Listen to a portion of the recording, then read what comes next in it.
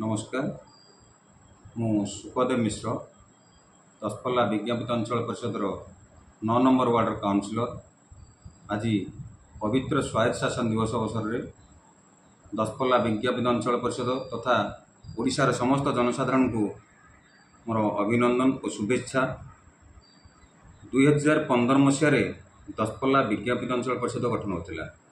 विगत 10 वर्ष मध्य विज्ञापित अंचलटी बहुत उन्नतिमूलक कार्य करिछि एवं जेतिकी बर्तमान करिछि आमे हमर आशा ठारू ऊर्ध्वरे तथापि भी किछि कार्य अधूरा रही ताकू आमे मिलिमिशि समस्ते करने ପାଇଁ प्रतिश्रुतिबद्ध अछु।